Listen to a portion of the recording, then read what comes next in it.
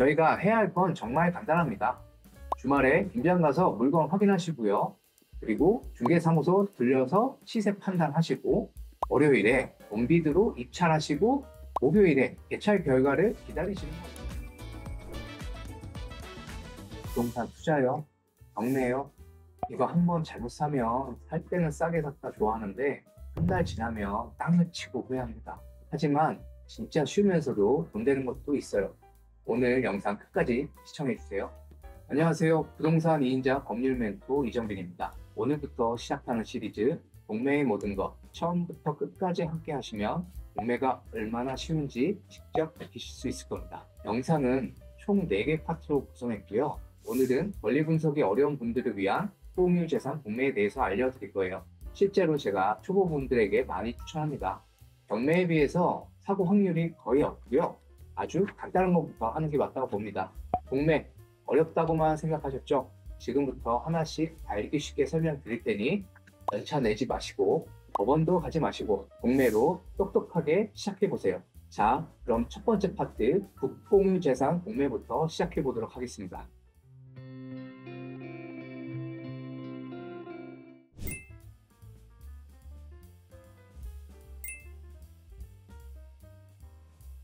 맞아요.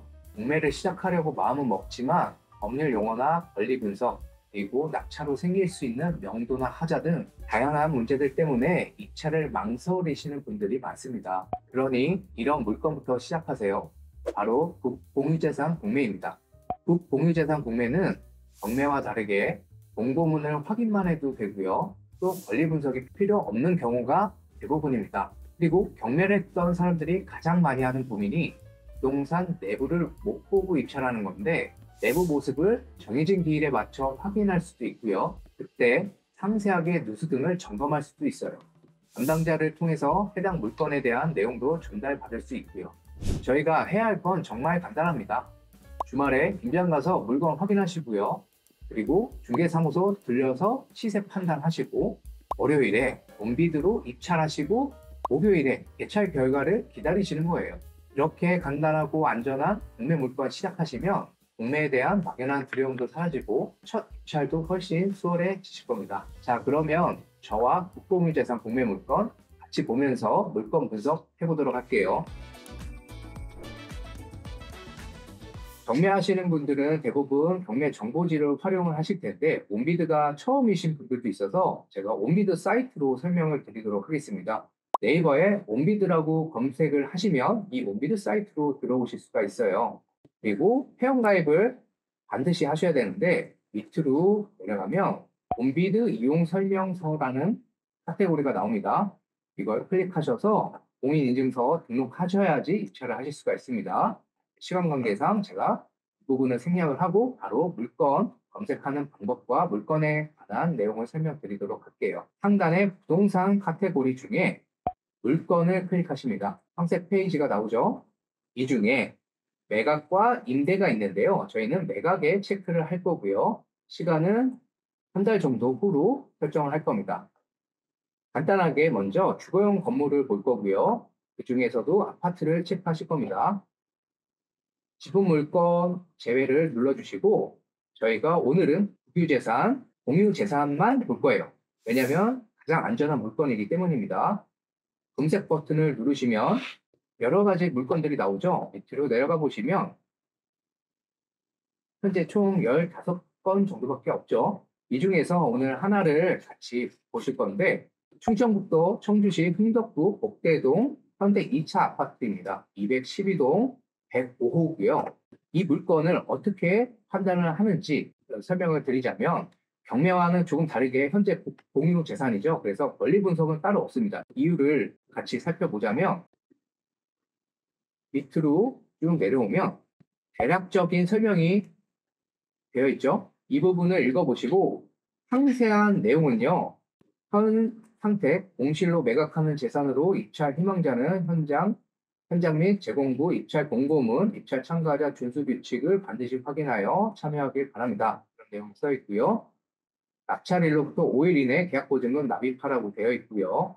이 물건은 좀 특이하게 상속세 및 증여세법, 국가에 납부하여야 할 세금 대신 물납된 재산입니다. 이 어려운 내용까지는 모르셔도 되고요. 다만 특수하게 이해관계인은 물납자 본인의 직계혈족, 형제자매, 직계혈족의 배우자, 배우자는 입찰을 할 수가 없어요. 그래서 반드시 매매 계약을 체결하기 전까지 담당자에게 아래의 서류를 제출하셔야 되고요. 본인과 본인의 직계혈족, 가족관계 증명서, 본인의 배우자 서류 등을 제출하셔야 합니다.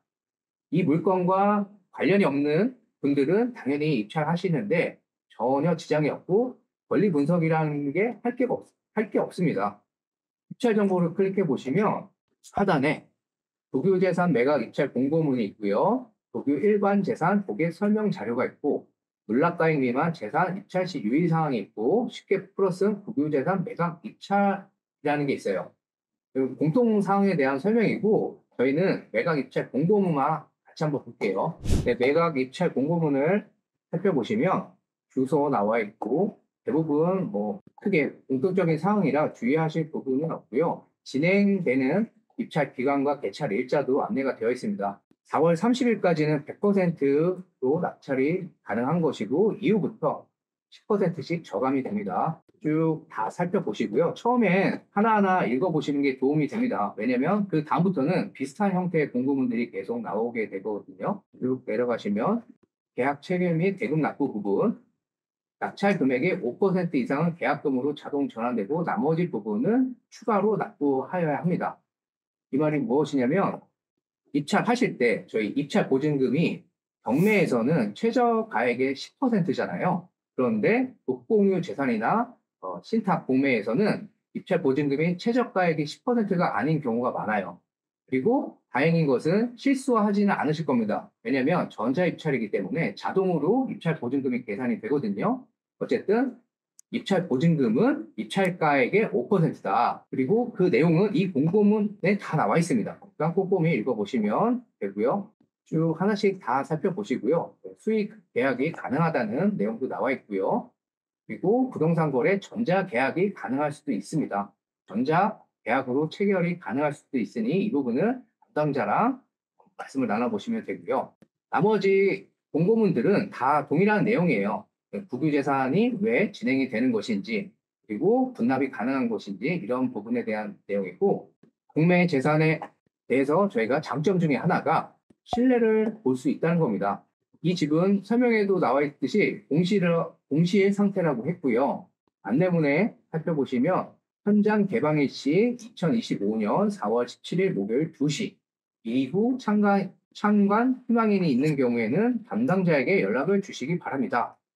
4월 17일 날 2시에 가시면 이 물건의 내부를 보실 수가 있다는 거예요. 그러면 누수가 있는지 여부도 검토하실 수도 있고 구조가 어떤지 다 검토가 가능합니다. 이후에는 개방이 가능할 수도 있고요. 담당자에 따라서는 개방을 안 해줄 수도 있어요.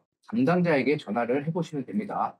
권리 분석이라는 게 할 게 없어요. 그리고 이 입찰 버튼을 누르시면 아까 말씀드린 대로 입찰 보증의 5%가 자동으로 계산이 되고 등록한 계좌에서 자동으로 이체가 되면서 입찰을 하시는 겁니다. 저희가 경매할 때는 반드시 사람이 법원을 가야 하잖아요. 공매의 장점 중에 하나가 바로 이 입찰 버튼만 클릭하면 입찰을 하실 수 있다는 거예요.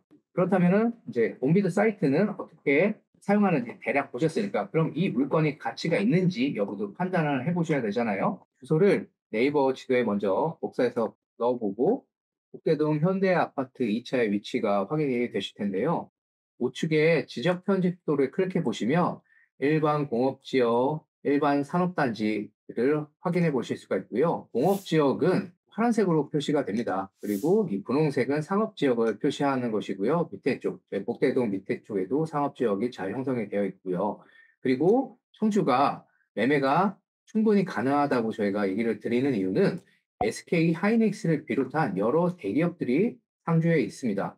그와 더불어 중견기업들도 많고요. 따라서 인구 유입이 꾸준히 있고 일자리가 있기 때문에 매매를 못 하실 걱정은 안 하셔도 됩니다. 그리고 밑에 쪽 저희 아파트가 위치한 이 복대동은 주로 구축 아파트가 밀집되어 있고 가격대가 많이 저렴하다고 볼 수가 있습니다. 상대적으로. 그리고 최근에 발표한 공시가격 2억 이하 아파트는 이제 취득세 산정할 때 포함시키지 않게 되었죠. 그래서 많은 투자자들이 관심을 가지셔도 좋다고 생각을 합니다. 이 복대동 현대이차는 2억 이하예요. 그래서 얼마든지 다주택자들도 접근을 하실 수 있다고 봅니다. 그리고 부동산 가격이 얼마인지 판단하기가 어려우실 수도 있는데요. 그럴 때는 네이버 부동산으로 들어가셔서 평당가를 살펴보시는 게 저는 도움이 된다고 생각을 합니다. 복대동 아파트는 평당 이제 800만 원, 900만 원, 700만 원 대에서 형성이 되어 있죠. 구축이기 때문에 그럴 수밖에 없다고 보고요. 현장에 가보시면 정말 가격은 귀신같이 정해져 있습니다. 싸고 좋은 건 찾기가 쉽지는 않은데 저희가 그렇기 때문에 경매와 공매를 하는 거예요. 저희 물건은 1층이기 때문에 반드시 현장에 가셔서 고층과의 가격 차이가 1,000만 원 정도 날지 한 2,000원 이상 차이가 날지 꼭 체크를 하시고 인테리어 여부도 구축이기 때문에 엄청 중요하게 작용을 할 것입니다. 실거래가 살펴보시면 저희 평형은 77B 타입이거든요. 전용 면적 60제곱미터예요. 이 물건에 대한 가격을 정확하게 체크를 해보시고요. 인테리어 되어 있는지 아닌지 그리고 층이 지금 1층이기 때문에 현장에 가셔서 시세 파악을 잘 하시고 조금 더 기다렸다가 구매로 입찰을 하시는 게 좋을 거라고 판단을 합니다. 여러분이 찾던 국밥같이 꽉꽉 눌러 담은 든든한 국밥 같은 경매 온라인 가격 바로 여기 있습니다. 한 가지 더 덧붙여서 설명드리자면은 호가로 나와 있는 물건들 중에 실입주가 가능한 물건이 있고요. 세입자가 거주하거나 당장 실입주가 어려운 물건들도 있습니다. 그 가격 차이도 있으니까요. 꼭 체크를 하셨으면 좋겠고 저희가 아까 살펴봤던 공매 물건은 빈집이고 인테리어가 어느 정도는 되어 있는 것 같았어요. 그래서 그 기준으로 입찰가를 산정하시면 좋을 것 같습니다. 공매는 어렵게 시작하면 끝까지 어렵습니다. 하지만 이렇게 쉬운 물건부터 시작하시면 공매가 얼마나 합리적이고 안전한 투자 방법인지 직접 느끼실 수 있을 거예요. 다음 시간에는 권리 분석이 꼭 필요한 압류재산 공매에 대해서 알아보겠습니다. 지금까지 부동산인자 법률 멘토 이정빈이었습니다. 감사합니다.